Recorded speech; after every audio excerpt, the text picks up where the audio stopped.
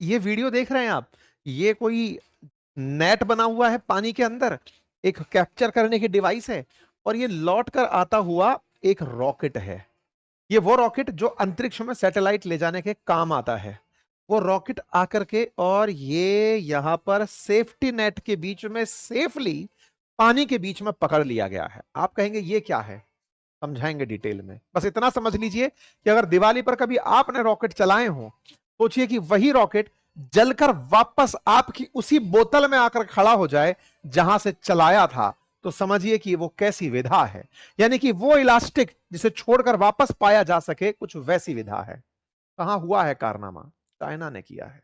China ने कुछ ऐसा कर दिया है कि अपने रॉकेट को वापस रिकवर कर लिया है, और ऐसा करके इन्होंने अंतरिक्ष में अपनी उस पहचान को फिर से और बड़ा कर दिया है, जिससे डर पूरी दुनिया को है। ऑलरेडी स्पेस एक्स ने अंतरिक्ष के अंदर स्टारलिंक नामक प्रोग्राम से हजारों सैटेलाइट पहले ही छोड़ दिए। इस अंतरिक्ष को आप क्लेम नहीं करते, जैसे स्पेस को हम सबका मानते हैं, लेकिन अमेरिका वालों ने पूरे स्पेस में अपने सैटेलाइट छोड़कर आप पर पूरी निगरानी बना ली। आने वाले समय में इस प्रकार के रीयूजेबल रॉकेट्स से चाइना पूरी दुनिया के अंतरिक्ष और आकाश में छा जाने की तैयारी कर रहा है। चलिए डिटेल से समझते हैं, क्योंकि यह खबर बहुत बड़ी है, यह अपने आप में इतिहास बन रहा है। यह काम अमेरिका के अंदर स्पेस एक्स कर रहा था, एलॉन मस्क की कंपनी कर रही थी, आज वो चाइना भी कर रहा है। यानी चाइना और स्पेस एक्स के साथ साथ ब्लू ओरिजिन जैसी कंपनियां भी लगी हैं। लेकिन सबसे बड़ा सवाल है कि हम कहां खड़े हैं, किस तरह से चाइना का ये जो काम है रीयूजेबल वाला, ये अब अमेरिका के लिए भी एक चिंता का विषय बनता चला जा रहा है। क्योंकि अमेरिका सैटेलाइट के मामले में जिस चीज को बहुत तेजी से मानता चल रहा था, उसके दिमाग में एक कहीं ना कहीं यह भाव था कि एलॉन मस्क ही हैं जो एक छत्र पूरे अंतरिक्ष में अमेरिका की धाक जमाएंगे। आज उसी अमेरिका को चाइना ने अपने इस छोटे से कृत्य से चिंता दे दी है। चर्चा इसी सेशन में इस बात की कि कैसे यह खबर एक बड़ी खबर बनती है और एलॉन मस्क के लिए बड़ी चिंता का सबब बनती है। क्या भारत भी रीयूजेबल रॉकेट्स बना रहा है? चर्चा करते हैं। तो चीन की स्पेस एजेंसी ने लॉन्ग मार्च 10A रॉकेट के पहले स्टेज को समुद्र में नेट के माध्यम से रिकैप्चर कर लिया है। ये जो तस्वीर आप देख रहे हैं, ये लॉन्ग मार्च 10A नाम का रॉकेट है जिसे पकड़ा गया। मैंने कई बार बताया, फिर से एक बार बता देता हूं। रॉकेट और सैटेलाइट, रॉकेट के ऊपर लगा पेलोड सैटेलाइट होता है, उस पर आप किसी को भी बिठाकर भेज दीजिए। अगर यहां पर अगर कोई भी वस्तु अगर आपको लगती है रॉकेट के ऊपर रखी जा सकती है, उसे पेलोड कहेंगे। वो सैटेलाइट काम की चीज है, क्योंकि उससे आप रिटर्न में कुछ पा रहे हैं, इसलिए वो बड़ी चर्चा का विषय बनी रहती है। इसलिए चर्चा हमेशा यह होती है कि पेलोड तो छोड़ आएंगे आप, लेकिन जो रॉकेट था जिसमें फ्यूल था, जो जल करके ऊपर तक गया था, वो फ्यूल वाला मशीन वापस मिल जाए। अब तक क्या होता था कि ये जो रॉकेट है ना, ये आकाश में जाकर के वहीं कचरा बन जाता था, जहां ग्रेविटी खत्म वहीं तैरता रहता था। इसे हम डेब्रिस कहते थे, यानी कि फ्यूल फूका और अंतरिक्ष में रह गया। जैसे हम अपना जीएसएलवी और पीएसएलवी से सैटेलाइट जब भेजते हैं, तो जीएसएलवी पीएसएलवी जो रॉकेट्स हैं हमारे, बूस्टर्स हैं हमारे, वो अंतरिक्ष में स्पेस का कचरा बन जाते हैं। दुनिया भर के जितने भी रॉकेट भेजे जाते हैं, फिर आप पूछेंगे कचरा बढ़ाओ, फिर तो आराम से इतना बड़ा अंतरिक्ष है। तो दुनिया में इस डेब्रिस से बहुत चिंताएं होने लगी। धीरे धीरे स्पेस की इस दौड़ में अगर कोई सैटेलाइट आपने भेजा और उसके साथ कोई पुराना फूका हुआ जाकर रॉकेट टकरा गया, तो आपकी सैटेलाइट का नुकसान हो जाता था। ये डेब्रिस एक चिंता का विषय बनने लगा। इसके लिए दुनिया में चिंता होने लगी कि देखिए दो कारण हैं। एक तो जिसके साथ आपने मान लीजिए सवारी भेजी और वो फूक गया, तो आपके लिए फिर से बार बार यात्रा में एक महंगा खर्चा होगा। तो इसके लिए रीयूजेबल तरीके से रॉकेट बनाया जाए, यानी कि सैटेलाइट भेजकर रॉकेट वापस चला आए। ये आज की बात नहीं है साथियों। अमेरिका ने इंटरनेशनल स्पेस स्टेशन, जो अंतरिक्ष में एक 3 BH के घर तैरता हुआ है, उस 3 BH के 350 किलोमीटर ऊपर इंटरनेशनल स्पेस स्टेशन तैर रहा है, जिसमें अमेरिका, जाक्सा जापान वाली, ईएसए यूरोप वाली, रॉसकॉस्मोस अपने रशिया वाली, ये सब मिलकर के जो बनाए हुए हैं, उस वाले स्पेस स्टेशन को बनाने के लिए उन्होंने एक रीयूजेबल रॉकेट का यूज किया था। लेकिन वो बहुत महंगा सौदा पड़ा था। पूरा शटल चला दिया था, लेकिन वो शटल बहुत महंगा पड़ा था। बाद में अमेरिका ने 2011 में प्रोग्राम ही पोस्टपोन कर दिया, बोले नहीं चलाएंगे। इतिहास है पूरा की पूरा, मैं आपको बताऊंगा। फिलहाल के लिए आप देखें कि चाइना की ये बड़ी उपलब्धि है जो इन्होंने करके दिखाई है। आप देखिए किस प्रकार से अपना रॉकेट इन्होंने इस प्रकार से नेट के अंदर पानी में तैरते हुए चलते हुए कैप्चर कर लिया है। ये बड़ी चीज है साथियों, ठीक है साहब। अच्छा, तो अब इसके पीछे का थोड़ा सा मैं इतिहास आपके सामने रखना चाहूंगा, ताकि आपको थोड़ा सा इस बारे में जानकारी लगे। साथियों 1950 में सबसे पहले एक प्रसिद्ध वैज्ञानिक रहे जर्मन मूल के वर्नर वॉन ब्राउन, जिन्होंने ये संकल्पना रखी कि क्यों ना रॉकेट रीयूज किए जाएं, खर्चा भी बचेगा और फ्रीक्वेंसी सैटेलाइट छोड़ने की बढ़ेगी। इसीलिए नासा ने अपना स्पेस शटल प्रोग्राम चलाया 1970 में। नासा ने 1972 में अपने स्पेस शटल प्रोग्राम के बाद चैलेंजर, डिस्कवरी, एटलांटिस, एंडीवर जैसे शटल चलाए। शटल मतलब गो एंड फ्रो करके जो चल जाए, उस तरह की मशीन सिस्टम चलाई। 135 मिशन मतलब 852 बार शटल चलाए गए, 135 बार उसमें से सफल हुए, कई मिशन इनमें से फेल भी हुए। इस तरह की यात्राओं के बार बार परिणाम में निकल कर यह आता था कि जो रॉकेट छोड़ के ऊपर आया, जब वो वापस लौटता था तो उसकी मरम्मत में बहुत खर्चा हो जाता था। 1986 में चैलेंजर और 2003 में कोलंबिया को दुर्घटना का भी सामना करना पड़ा। अंततः नासा ने 2011 में हाथ जोड़ लिए, बोले भैया ये मिशन हमसे नहीं चलेगा, ये अपने आप में महंगा प्रोग्राम है। कुछ इस प्रकार के शटल प्रोग्राम चल रहे थे, इन्होंने रोक दिया। 135 ही फ्लाइट इनकी सक्सेसफुल हुई, बोले नहीं कर पाएंगे। नासा ने जो छोड़ दिया वो इलॉन मस्क ने लपक लिया। 2002 में इन्होंने स्पेसएक्स बनाई थी और उसके बाद ये लगातार इसकी तैयारी में थे कि कोई बात नहीं, सरकारी होना बंद हो गए, प्राइवेट आदमी करके दिखाएगा। 2015 में इन्होंने फाल्कन 9 नाम का एक ऐसा रॉकेट बना दिया जो ना केवल अंतरिक्ष में गया और वापस भी लौटकर आया, और अब तक मल्टीपल टाइम 20 से अधिक बार सक्सेसफुली जा चुका है विदाउट एनी फेल। ये लगातार सक्सेसफुल की होने की जो कहानी है, एक बार में नहीं हुई। कई बार फाल्कन 9 फेल भी मारा, लेकिन ये करने में कामयाब हुए। अमेरिका में यही नहीं, इन दिनों जेफ बेजोस भी अपनी कंपनी ब्लू ओरिजिन के साथ यही प्रयोग करने में लगे हैं, हालांकि वो अभी सफल नहीं हुए हैं। कुल मिलाकर रीयूजेबल रॉकेट अब बनाने की तैयारियां चल रही हैं। और इन सब में ये वाली जो लैंडिंग होती है, जिसे वर्टिकल लैंडिंग कहते हैं, कि सीधा आकर खड़े हो गए, ये बहुत ही चुनौतीपूर्ण लैंडिंग मानी जाती है। मतलब ये ऐसी लैंडिंग है जिसे आम लैंडिंग नहीं माना जाता।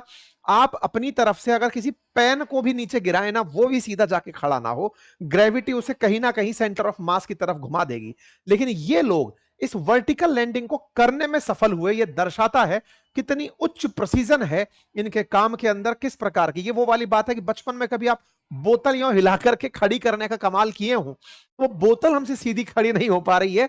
ये लोग इतना अंतरिक्ष में से इतने तेज गति से हजारों किलो का सामान लाकर सीधा खड़ा कर दे रहे हैं, मतलब पेन सीधा आकर टक से खड़ा हो जाए, ऐसे सोचिए। ठीक है, तीनों की तीनों लोग ये करने में कामयाब हो गए हैं। अब सवाल ये है कि साहब स्पेस एक्स और चाइना के अंतर क्या रहा।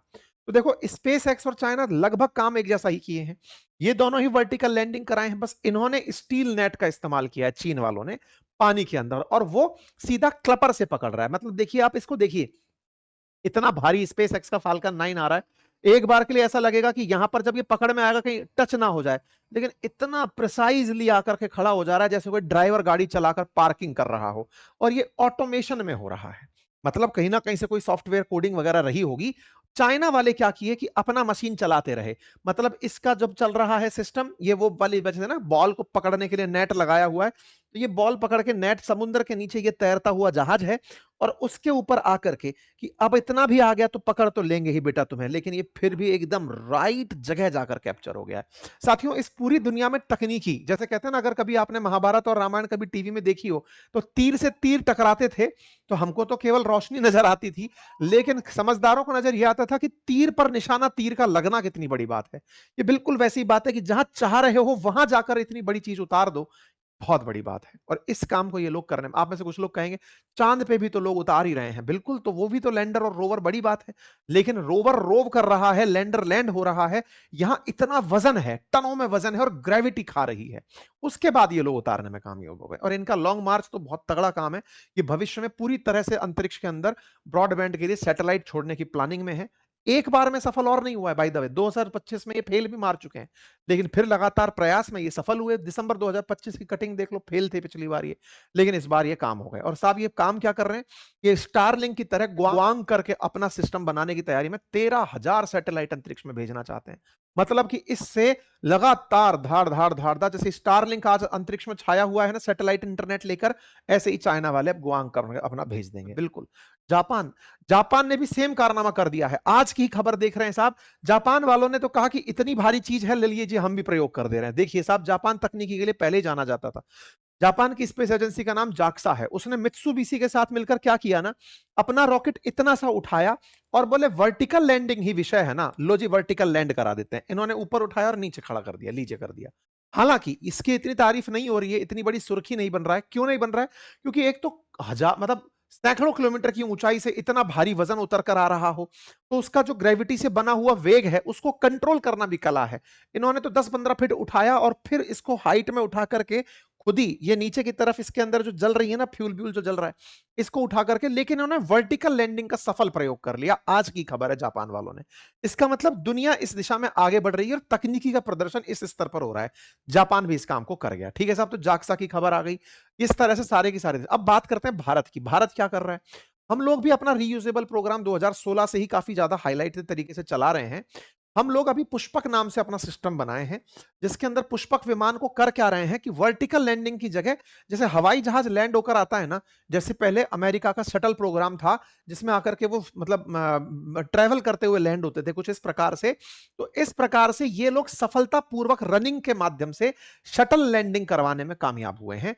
हमारा प्रयोग चल रहा है ये, हालांकि हम अभी बहुत पीछे हैं इन सब मामलों में, क्योंकि ये जो है ना अभी समझिए कि उस बूस्टर के ऊपर के कैप की लैंडिंग है ये।